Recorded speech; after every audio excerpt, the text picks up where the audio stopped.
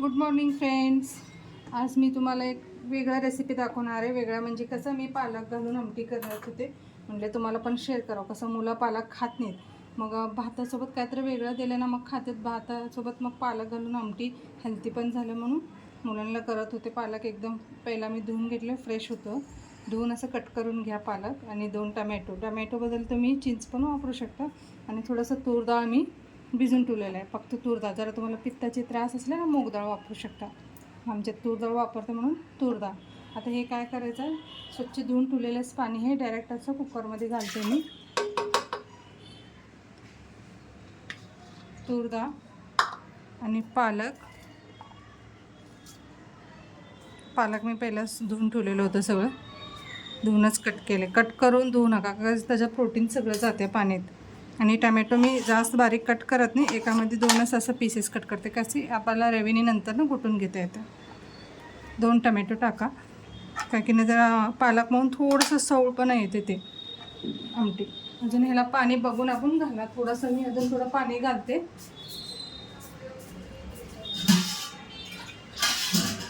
असं भातासोबत छान लागते, भाकरीसोबत छान लागते, एकदम टेस्टी लागते.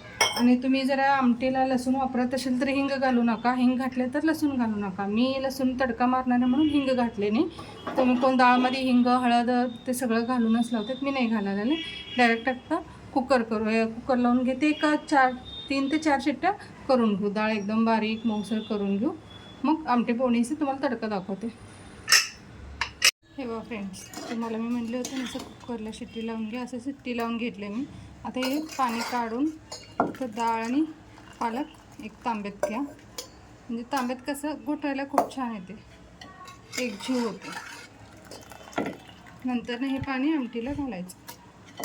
कसं पालक प्रोटीन असते, खरं आवडत नाही लेकरांना पण असू दे मोठ्यांना पण. असं जर आमटीत घातले ना भातासोबत, नाही तर 2 चपाती कुस्करून तूप घालून खाल्ले ना, प्रोटीन पण जाते शरीरात आणि टेस्ट पण खूप छान होते. आणि जे राहिले पाणी इथे ठेवते मी, नंतर ना आपण आमटीला पोळी घालून घेऊ. आता हे बारीक घुटून घेऊ, बारीक एकदम. हे बघा, तांब्यात घातले ना खूप छान येते घुटवायला.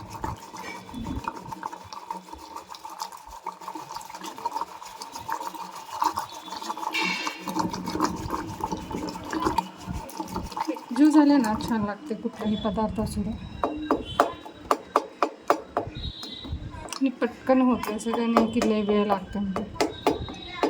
अरे साईडला ठेवते. झालं हे बघा पालक. आता तडका बघा.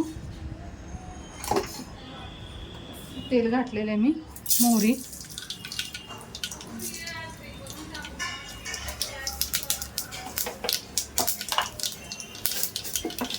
जिरा,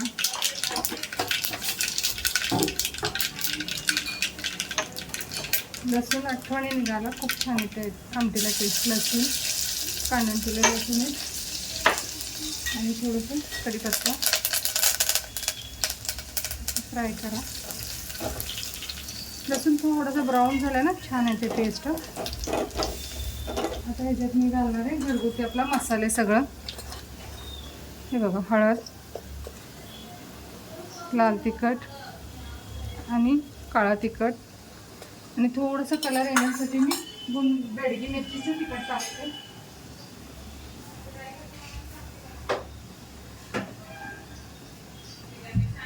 तुम्हाला आता मी म्हणले होते कलर येण्यासाठी मी बेडगी मिरचीचं लाल तिखट आहे माझ्याकडे, ते फक्त ते कलर येण्यासाठी. काय स्पायसी होत नाही काय नाही. छान असं मिक्स करून घ्यायचं सगळा मसाला.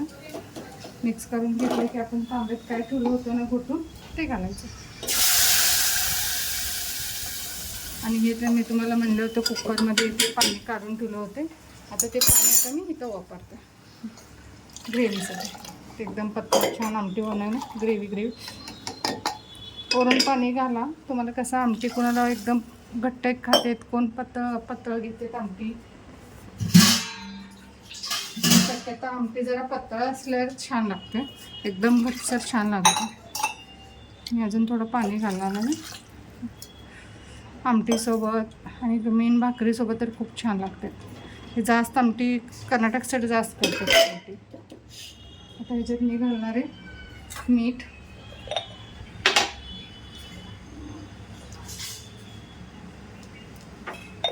आणि थोडंसं साखर टाकायचं, वेगळंच चव येते. साखर नाही तर गूळ. माझ्याकडे गूळ नाही आहे सध्या, मग साखर यूज करायला आलं. छान उकळी येऊ द्या. 1-2 उकळी आल्या ना मस्त लागते.